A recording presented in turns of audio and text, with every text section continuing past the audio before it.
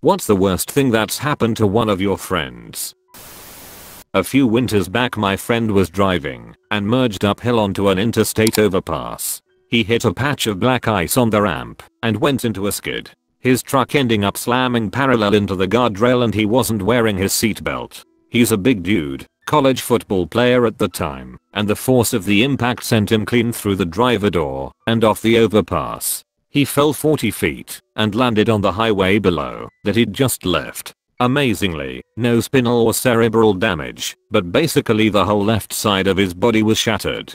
Pelvis, elbow, 5 ribs were all broken, huge hole in his diaphragm, torn urethra. He was in a bad way. 3 weeks of medically induced coma and 8 procedures later he pulled through. 8 months after that the madman made it back on the football field for his senior year of college. Practically a cyborg at that point with all of the hardware in his body. Doctors are pretty sure he only lived because he was in such good shape at the time of the accident. He always wears his seatbelt now, as should you. I was on a Skype call in 2014 with a friend I had met when I was at school in Japan. She casually brought up that she hadn't heard from her dad in a couple of weeks after he went on a work trip to the Middle East. He was a journalist and this was when ISIS was at its height. A few months later a video of him being held hostage by ISIS was released on Facebook. After the Japanese government failed to coordinate an effect exchange agreement with the Turkish government in time, a video of him being beheaded was released. My friend later told me that she forced herself to watch the video. He died of a seizure in the middle of the night. The worst part was he was going to see a neurologist the next day about his sudden onset of seizures. R.I.P. Tommy. I lost a friend this way.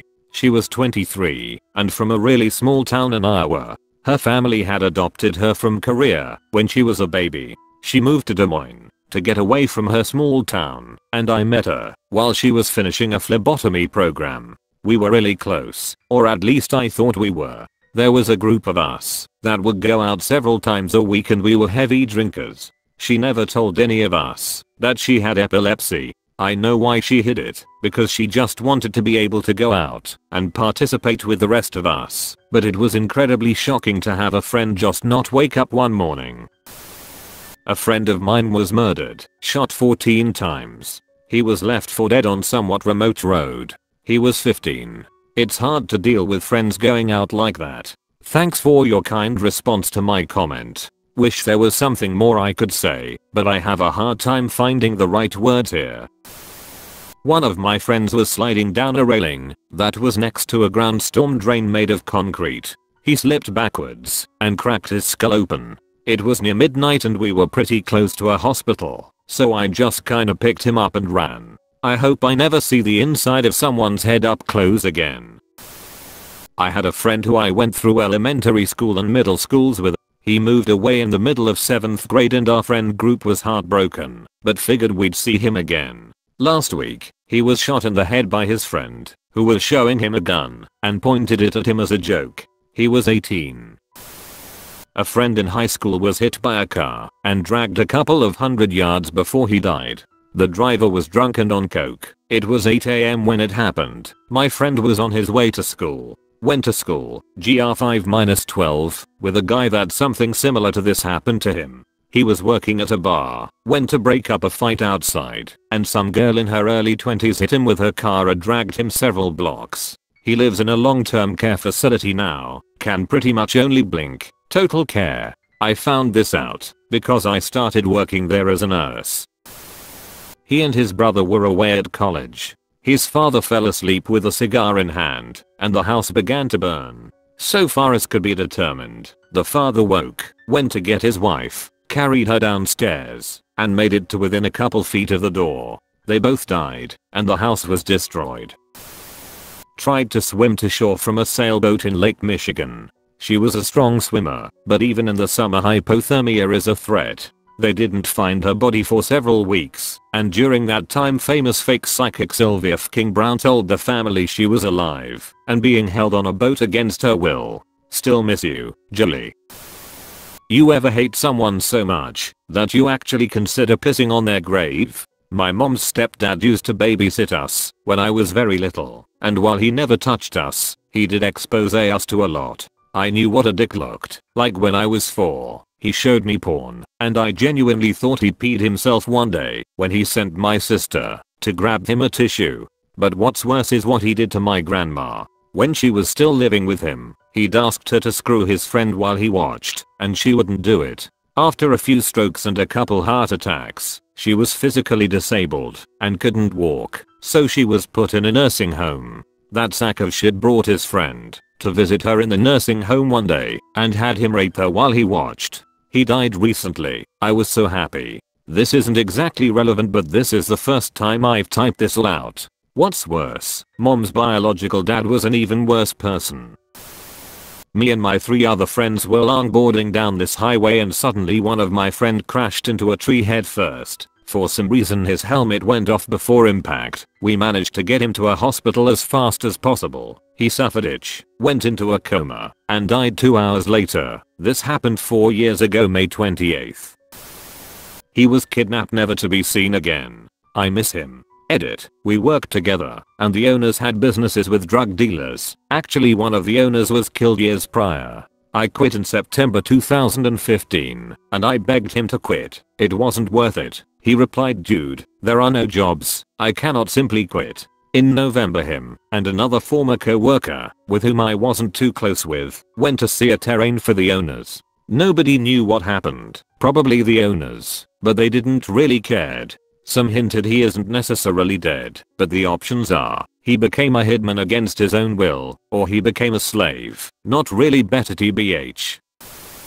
A girl from my high school killed herself 2 days before graduation day. She was in the same class as my brother-in-law, which is how I know the details. The senior prank was camping out on the football field, which had a parking lot on a hill, where anyone could watch everything happening at the school. From this vantage point, cops watched the seniors hang out, drink alcohol, and roam the campus. A building was left unlocked, so some of the kids went inside, but no one stole or damaged anything. When the seniors all went back to their tents for the night, the cops came and arrested them for breaking and entering, trespassing, minor in possession, etc. Most of the kids were the good kids who were going to college. Many planned to be pre-med.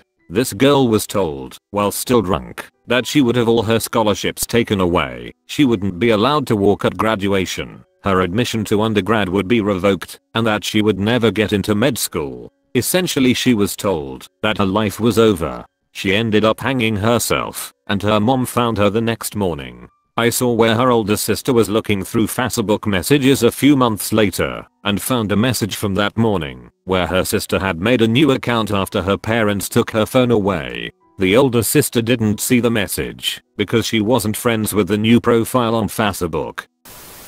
One of my best friends in high school was murdered when he opened the back door of the Little Caesars we worked for when someone knocked. It was after closing on a Sunday, and he probably expected it to be one of our friends coming by to toke up. He was one of the coolest, most chill guys you'd ever meet, and he took a shotgun to the face that night. Worse still, cocksuckers who did it got off on a technicality. She was cycling through London and a bus hit her so hard she came off, landed on her head, and died. She was also quite literally the last member of her family. Both her parents were only children and had both died of cancer, and she had no siblings. Her death was the end of her family tree. She was 23. People who break into cars are generally not the kind of people with well-documented traceable identities. They're at the bottom, and the good ones can get it done without leaving a meaningful trace anyway. So they don't have much to lose and can get away with anything. So if you're like my friend and you see someone breaking into your car at 1 AM behind a strip mall with no cameras, you shouldn't get involved. But if you were my friend that night, you decide to confront the bastard, and you get stabbed to death, and there are no leads. My friend's new GF was at work and the girl's soon-to-be ex-husband showed up to meet him. My friend and the GF worked together, and when they went out to the parking lot he pulled a gun out and shot my friend dead, then killed himself. Look up St. Clair Hospital shooting. Just happened a month ago. Love you, bro. Gang raped by multiple players and coaches of my university's basketball team who had a trafficking ring. Her life was threatened to ensure she didn't tell anyone, and she was stalked. Police botched the investigation, and the university covered it up. All of her rapists transferred schools. It boils my blood knowing they all walked free and are potentially abusing other women. A good friend of mine was shot in the head by an ex-boyfriend. She lived for a few days until her parents took her off life support. The ex holed up in his apartment and went into a standoff until he killed himself. I love you, Elena. I had a friend I used to walk home from school with most days, but after we left school we kind of lost touch a bit. I'd see him around now and again, and we'd have a chat, but that was it. Then a couple of years later the Daily Mail phoned me, wanting to interview me about him. He was captured in North Afghanistan fighting for the Taliban. I looked into it and found out as much as I could. He'd been traveling alone in Europe and, from what I can gather, got mugged somewhere. Lost, broken, scared in a foreign country. Someone reached out to help him. Turns out that person was some kind of recruiter. I have no idea what kind of brainwashing went on, but when he returned to the UK he moved into the Finsbury Park Mosque, which, at the time, was well known for radicalization. Eventually he ended up in North Afghanistan. According to the US soldiers, who nicknamed him the SAS guy because of all his weaponry, he even met Bin Laden a few times, despite his claims to just being the it guy. He ended up in Guantanamo Bay. I've read transcripts of what he said at government hearings into his role. That doesn't sound anything like the guy I used to walk home from school with. I'm in no way condoning his role in what happened over there, but it's so sad that the person he was is gone, just completely destroyed and used up by other people like that. It's hard to say what's the worst. I grew up in a small town in Oklahoma and many of my childhood friends have died well before their time. One of them was murdered execution style after a bad business deal surrounding a music video. Another forgot to put the parking brake on while making a quick repair on a derrick, and it rolled back on him and crushed his head. Another disappeared after a tour in Iraq, just called his wife to say he couldn't come home because he had murdered children. A lot of the ones that are still alive are in prison or in and out of rehab. I've gone through a few things that seemed awful, but I've been very lucky to avoid the worst of it, I think. Sexually assaulted, has to see her abuser regularly because of a broken system. Edit. For those asking about details, she was shut down mentally and wanted so bad for the guy to be a good guy. She didn't tell anyone and didn't report for a few months. Corona also made it impossible. She couldn't have gotten a rape kit done in a reasonable amount of time either because of where it happened. All that's left as proof is text messages and word of mouth. He has a history of being a creep with girls and trying to get them alone. Not sure if he's actually harmed anyone else. Nothing substantial enough to throw the piece of human garbage in jail. We all go to college together, and so we're stuck. He has walked away with zero repercussions. One of my friends was murdered by her ex-boyfriend. Several months before it happened, they got drunk and high, and he absolutely destroyed her house, and then tortured her.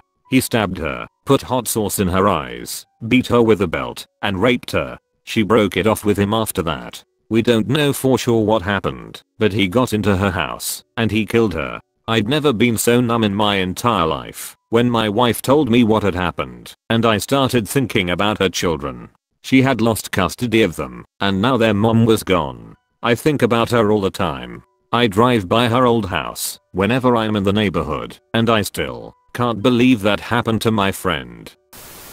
A good friend of mine has a sister that lived in the southern US. We're in New York. One day she gets a call that the sister had a bad accident, was in a coma, and probably wouldn't make it. She, along with other family members, go down to see her. Well, she wakes up. At that point her husband told the family they had to leave. The family figured all along that the husband did it, history of abuse, and they figured that the sister would tell what happened and that's why husband made them leave. Eventually sister tells them to leave because she's controlled by her husband. Fast forward to now, and sister is here in New York, having left the husband with her young daughter. She did finally admit that he did it, but I don't know the details and I don't know if he's been charged with a crime. But she's left with a wobbly gait and no real speech. She has a very low mumble. What's interesting is that the daughter is speaking 3 languages, English, Spanish, her family's native language, and mumble.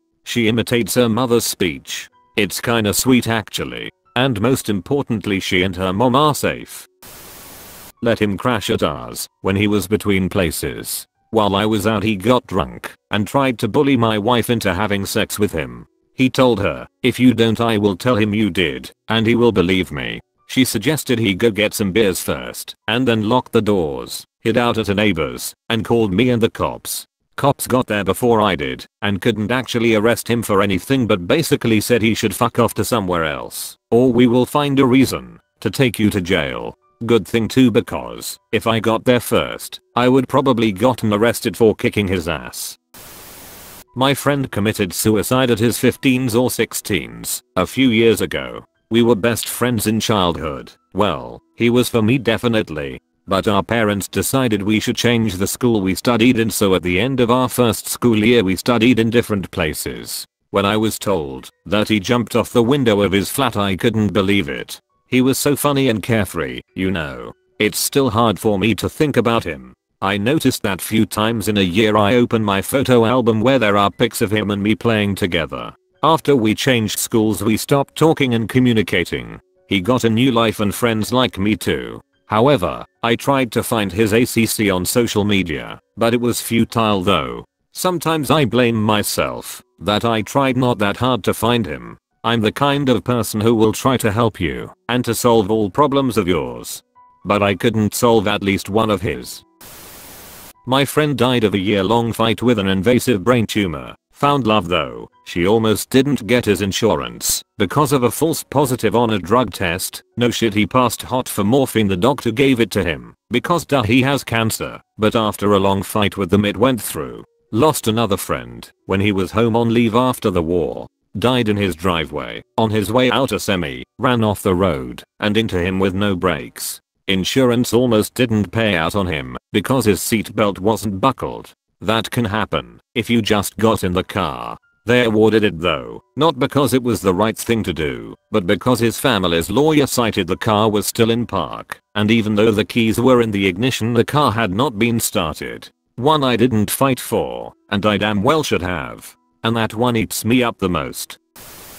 Back in elementary, one kid who I was friends with was riding his bike without shoes. He was riding really fast and then hit brakes and put his feet down instinctively to slow himself down, and in the process, he skinned the bottoms of both of his feet. They were pouring blood like a shower head pours out water. That shit was scary. He got off the bike, took 2 steps, then literally fainted. I'm guessing it was from seeing all of his blood on the pavement. I called 4 teachers to come over to help him, and he was rushed immediately to the ER. He had to be excused from classes for the next 4 months because he needed a skin graft for his feet. His skin had been shredded completely off of the bottom of both of his feet, and when he came back for the last couple weeks of school, he was in a wheelchair because of the pain from the graft. But the thing is, I was the only person besides him who saw him scrape his feet, and it was the worst thing in my life.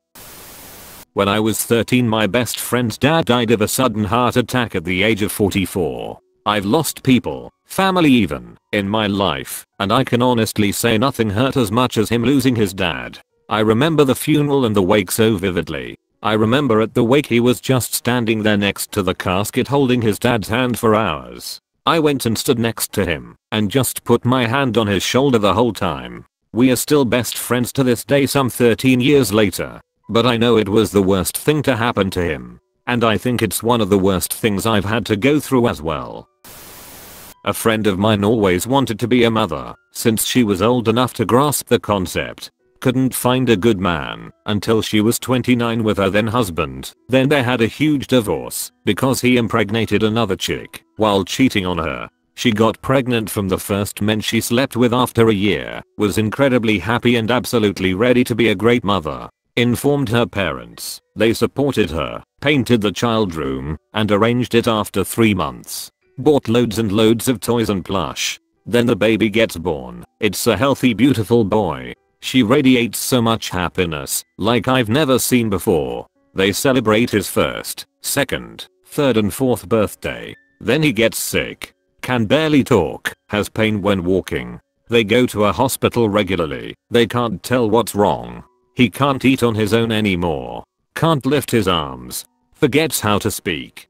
Finally the doctors say it's a rare sickness in which he's constantly losing muscle mass. Within some months he's on life support, can't breathe on his own. The doctors say they have no treatment, except making his life less painful through medication. He died 2 years later. She killed herself after his funeral.